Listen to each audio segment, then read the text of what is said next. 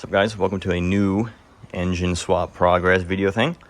Some of you may know I'm going to be barring a 2GR FE in my SW20 MR2. For those of you that have been following this car, know that I had a 2GR FE in this car at one point, and then I got state refed, and then I did the bar 2AR stuff. I do wish I could go back in time and just tell myself, or I don't know, somehow tell myself to bar the 2GR set that I had, but whatever. That is the goal now. So I'll get into that. So there's two ways you can bar a 2GR FE in at least the SW20 MR2. You can get a Lotus Evora donor, like a crash totaled Evora or something, and then basically take all that stuff out and put it in here. Or, well, good luck doing that, because have fun buying a fucking Lotus Evora donor and all that. But the second option is to take the drivetrain out of the Camry, Avalon, or ES350. I would not do the ES350 because they have the smart key stuff and a bunch of bullshit that you have to deal with. But yeah, notice I mentioned drivetrain because as like the current 2GR development stuff is or whatever, you can't really like simulate the transmission. You can't like trick the ECU or anything like that. So you have to bar it with the automatic transmission. So that means I have to convert this car to auto, which kind of hurts, not gonna lie, but you got to do what you got to do, you know. So I'll be trying to see if I can use the manual shifter stuff with the automatic, because the automatic still has a bell crank that actuates the gears and all that. So I'll be trying out the manual transmission shifter. If that doesn't work, I have a friend that's offering his Prindle from his automatic SW20, so we'll see which one works. So regarding the automatic transmission stuff, you have two options. You have the U151 transmission and the U660 transmission, both automatics. The U151 is the 5-speed auto that came in the early 2000s V6 cars with the MZ and stuff like that, and the very, very early on 2GR cars. I think the RAV4 got it, and I know the Avalon got it. There might be another car, but regarding bar stuff, for the U151, the only option you have is the Avalon. The U660 cars, the Avalon later got it, the Camry got it, so you can use those too. But the U151 donor cars, or the U151 Avalons, those can be found for like fucking pennies. Those are like dirt cheap donor candidates. So, and also there's a potential for the U151 being a little easier to work with in regarding the swap stuff. I'm not sure yet. I intend to find out.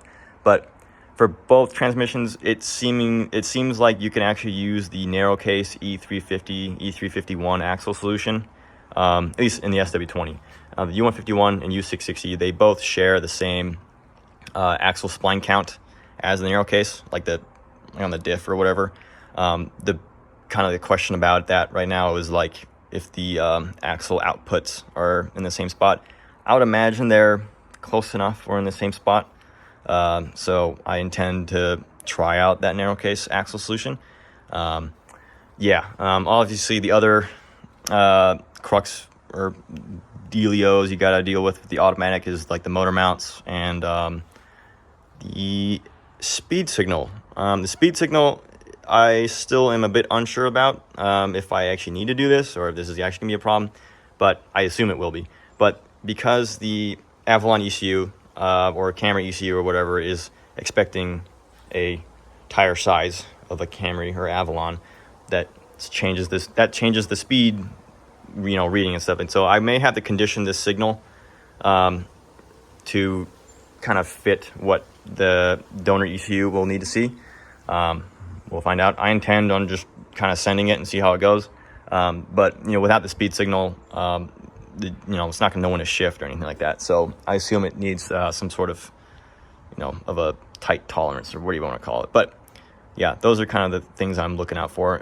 Regarding like other chassis stuff, like my evap and fuel system, the evap system from the Scion TC is pretty similar to the Camry Avalon of the 2GR era cars or whatever. So my evap system is actually plumbed up pretty much the same way. I have to swap a canister, the evap canister. That's about it.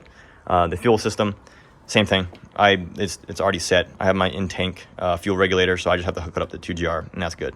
So most of the tricky parts will most likely be anything related to the automatic, which I'm up for. I can fabricate mounts and stuff like that, or, you know, a bracket for the cable, you know, stuff like that. Yeah, so I mentioned that the UN51 Avalons are dirt cheap. So that is why I got one. So I got this for like $1,400 on Facebook, which I think is a fucking steal. It has a bullet hole in the windshield and a 2GR FE in the engine bay. So yeah, here's the 2GR. It's got like 220,000 miles on it. Mismatching coil packs, which is pretty fucking baller. Red PCV hose and passing monitors.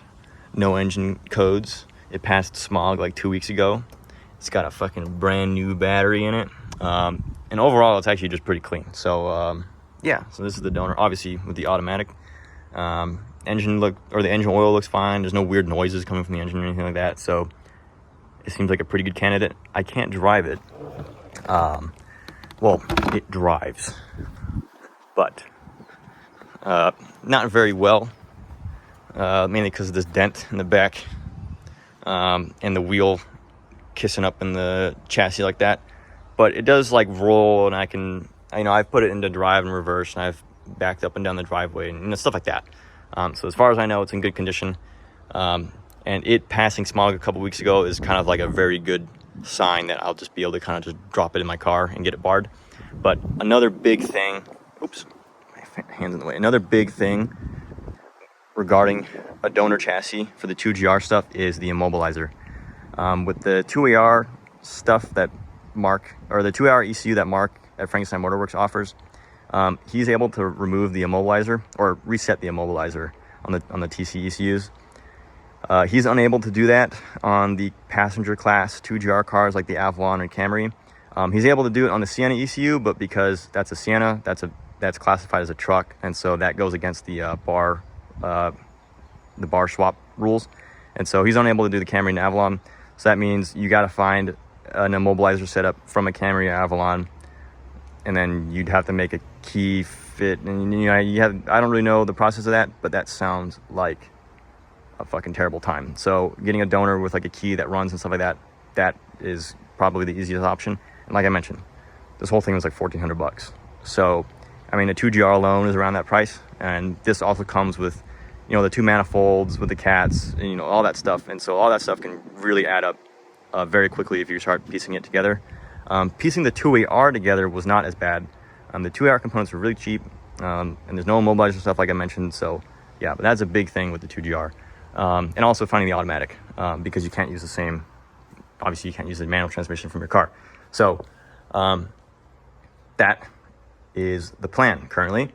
It is obviously to get that Avalon Auto and 2GR in here, and then get it barred, and then get it California legal, and hopefully I can be the first to do that. There is one other person that has a 2GR AW11 with a U660.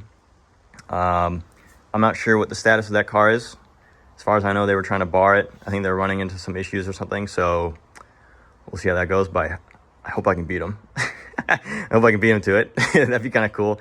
Although it isn't an AW11, so I could argue this is an SW20, but I think it'd be kind of cool to be the first person to bar a 2AR in an SW20, and also be the first person to bar a 2GR in an SW20. I think that'd be kind of cool.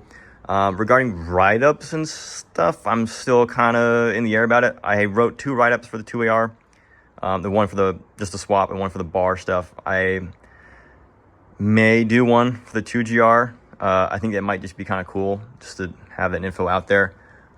It probably will be not as like detailed, I guess. It'll be probably more of like a narrative, I guess, because with, you know, getting the donor and all that stuff, you kind of have to like have a pretty good knowledge base of how to do it all. But I don't know, maybe I'll figure it out. But that's kind of in the air. I'm not sure about it yet, but that's the plan. Taking that shit out of that car and putting it in here. So yeah, thanks for watching. Hopefully this is cool. Besides the automatic part. I think this is cooler than the 2A bar. But I think 2G bar, yeah, well, 2G bar I think is cooler than a 2A bar. But we'll see how it goes. Yeah, thanks for watching. Hopefully it's cool. The next coming videos, I think I may try and change this format up. I think I mentioned this before. I'm getting kind of tired of me going, you know, pointing and talking stuff. So I kind of want to add a bit more of like a narrative to it, and like here's me pulling the engine and all that. So, and now that I'm not on a deadline for, you know, the engine swap and stuff like that, I can kind of take my time. I can take time to record and things like that. And you know, like I mentioned before, I want this to be kind of like a long-term project, not like, I'm not trying to like gun it to get it finished really soon and all that. So yeah, hopefully maybe better or more higher quality videos can come out or something. But yeah, thanks for watching. Hopefully y'all looking forward to this. I'm looking forward to it. I want my fucking 2GR back. If you guys, if for some reason you need Avalon parts, let me know. It's a 2006. It's an XLS, non-smart key, with some minor cosmetic damage, and potentially a bullet in the back seat that I need to go find or something. But yeah, thanks for watching. All right, bye-bye.